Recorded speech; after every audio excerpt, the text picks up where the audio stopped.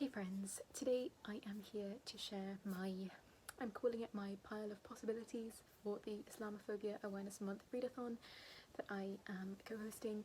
If you missed the announcement video, I will link it down below, but essentially it's a readathon that will run throughout November and it's all about reading books by Muslim authors. So currently I have 12 books. Pretty much all of them fulfill more than one prompt, so I'm just going to go by book and also let you know as I'm going which ones they could count for. There are two books that I know for certain I will definitely be reading. The first one is obviously You Think You Know Me, which is the group book for the readathon. This is a YA contemporary about a girl who has always been very quiet and follows the rules, and then I believe some kind of Islamophobic incident is the catalyst for her realising that it's important to speak out. I've heard only amazing things about this from so many people. I'm so excited to finally get to it. And I will also definitely be reading As Long as the Lemon Trees Grow by Zulfa.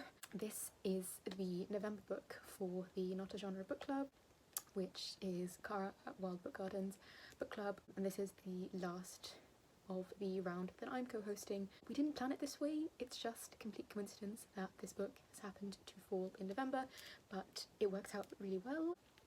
If any of you were thinking that you might like to read Lemon Trees in November, then this would be a great way to kill two birds with one stone. I'm sure everyone's heard of this, it's been so popular and deservedly so. It will be a reread for me. This book is about Salama, who is a pharmacy student in Syria, in Homs, who gets caught up in the Syrian revolution. It just follows her. It's also a YA contemporary, and this book is just so beautiful. It will tear your heart out. I don't even know how to describe it. I don't think I have the words to do it justice, but I am both so looking forward to and so terrified to read it again. I know it's going to be incredible. The rest of the books on my list are like hopefuls, or I'm calling it, my pile of possibilities, because I'm almost certain that I won't get to all of these, but this is just a selection of books that I will be picking from. Oh, I didn't tell you what prompts the other books were for. You Think You Know Me fulfills the prompts for, sorry, I'm looking down at the prompts list. Hijab on the cover, author who's not Arab or South Asian, a 2023 release, a under 1,000 Goodreads ratings, and a debut, and recommended by a Muslim book community member.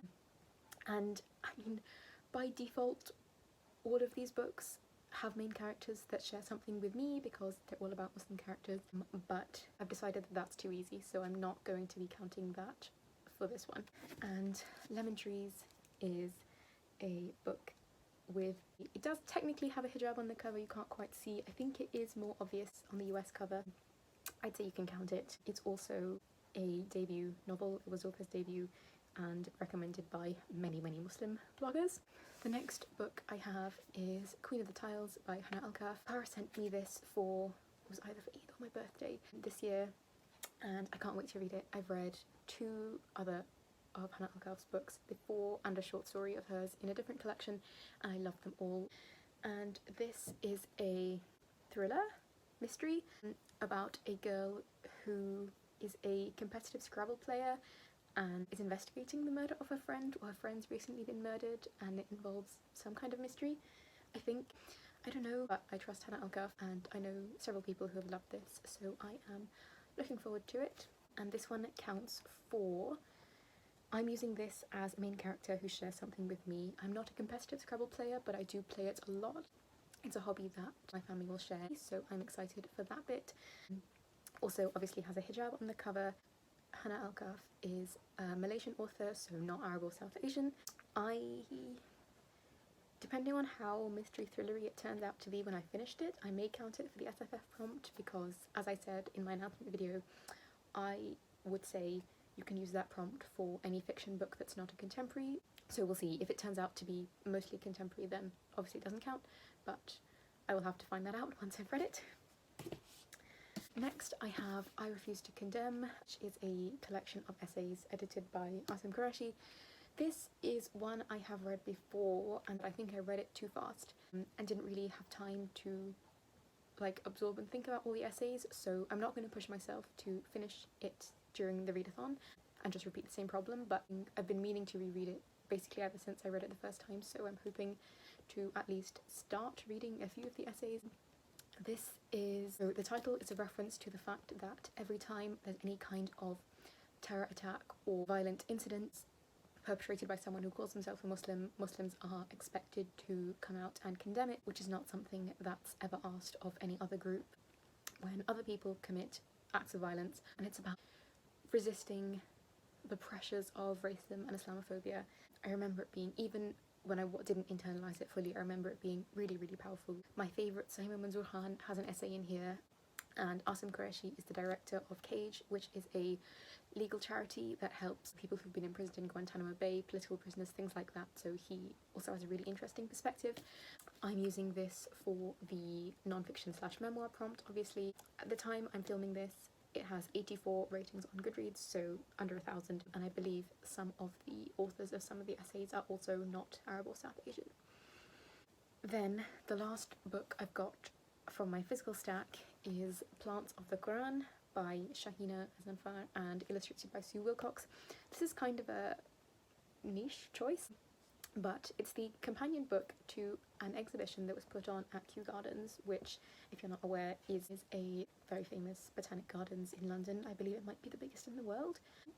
They had an exhibition of botanical illustrations, which are like very accurate watercolour paintings of all of the plants that are mentioned in the Quran, which is actually a lot, maybe more than you might expect. So I went to see that exhibition and it was fantastic. And this is the companion book to go with it. So it has many more illustrations along with kind of explanations for the history and culture of the plants, kind of their cultural significance to the different groups that live in the areas where they're indigenous, how they're mentioned in the Quran, what their properties are, what they're used for. You know, some are edible plants, some are medicinal. It's just really, I think it's going to be really interesting, and also the illustrations are stunning. Let me see if I can find some. This is apparently a garlic flower. This is a pomegranate. How pomegranates grow. Like, who knew? I've learned so much from this exhibition. I'm really excited to learn more from this book. Again, is a non-fiction, a 2023 release, and it has under 1,000 Goodreads ratings. Then, now we are into the ebooks and audiobooks portion of this video. So the first one is Grounded by Aisha Saeed, S.K. Ali, Huda Al-Marashi and Jamila Tompkins Bigelow, I believe. This is a middle grade contemporary about 4 kids who get stuck at an airport. I forget the exact situation, but I think it's one of those story takes place over 24 hours type thing. Honestly, I don't really know any more than that, but I trust all of these authors. I am so hyped for it, and I'm counting that for, I am hoping it will be a book about Muslim joy. I'm not 100% on that. Jamila Tompkins Bigelow, one of the contributors, is black, so the prompt for an author who's not Arab or South Asian. This is a 2023 release and it is a middle grade. It only has 260 or so, I think, Goodreads ratings at the time I'm filming, and I'm pretty sure I have seen Muslim book bloggers recommending it. Next on the list is That Can Be Arranged by Huda Fahmy. This is Huda's graphic memoir. I'm not sure how much of it is memoir and how much of it is fictionalized, but it is a graphic novel about a woman who is trying to find a husband and whose parents are trying to arrange her marriage for her. I don't want to get too personal in this video, but that is definitely a main character who shares something with me. I have read Yes, I'm Hot in This, which was Huda Fahmy's first book, and I thought it was okay, but I really want to read her books that are actual stories rather than just a collection of comics, so I'm really looking forward to this one. And as well as a main character who shares something with you, hoping this will be a book about Muslim joy, and it definitely has a hijab on the cover. And if my library hold comes through in time, I'm also hoping to read Huda FRU, which is another of her graphic novels. This one's about a girl who moves from a school at which she's the only Muslim to a school where there are many Muslims, and suddenly she's no longer defined by being the only Muslim and has to discover more about who she is. And that is in some ways a similar experience to what I had going from a school where I was one of very few Muslims to university where there were surprisingly many, and that was a big adjustment for me. So again, a main character who I share something with. I believe I have seen Huda saying that she doesn't want people to consider this a memoir, so I'm not counting it for that one, but it does have a hijab on the cover. Next is keeping on the theme of graphic novels. I might also try the first volume of Miss Marvel by G. Willow Wilson. I haven't seen the TV show, I just haven't got to it because I watched next to nothing, but generally I've heard good things about Miss Marvel, and obviously I want to support a Pakistani Muslim superhero. I think that's really important, so hopefully I will be getting to that. I don't tend to read a lot of graphic novels, so 3 in a month would be quite a lot for me, but they're all ones I'm excited about, so hopefully it will go well. Next on the list is The Lady or the Lion by Amna Qureshi. This one, again, has been on my TBR ever since it came out, and I just have not got to it. But this is a Mughal-inspired fantasy, I believe. That's a retelling of the short story The Lady or the Tiger, which I have not read, but I know the general gist of. And I've heard slightly mixed things, generally positive about this one, but yeah, I've been meaning to get to it for so long, and I finally need to. And this one I'm using for the SFF and retelling prompts. I think that's the only ones it covers. Next I have Elsewhere Home by Layla Abu Layla. I again have still not read anything by Layla Abu Layla, but have meant to for so long. Layla Abu Layla is a Sudanese author who moved to Scotland, and I believe this is a short story collection on that general themes of home and family and place, things like that. Generally, I've just heard amazing things about her. I've listened to a couple of interviews with her and I really like her perspective, so I'm really looking forward to finally trying something by her. And this one fulfills, I think, only one prompt, an author who's not Arab or South Asian since she is Sudanese. And finally, for now, the last thing on my list is The House of Yesterday by Diba Zargarpur. It's a YA contemporary about a girl who, I believe her grandmother is dying and her parents are getting divorced, so she's, going through a lot of upheaval and then starts to discover some family secrets. I think there's a little bit of paranormal, magical realism type thing as well. And the author is Afghan Uzbek, which is not a representation we often see. I heard about this one from at Bint Yunus, I believe. She really loved it, and I think it's going to be a really beautiful and heartbreaking look at grief and family and identity. Really looking forward to it. And this one I am using for the prompts of author who's not Arab or South Asian. I think Afghan Uzbek can count as not South Asian. Potentially SFF if there are paranormal and magical realism bits. It has only around 300 Goodreads ratings. I believe it was the author's debut, and since I've heard about it from Bint Yunus, I am going to count it for recommended by a Muslim book blogger.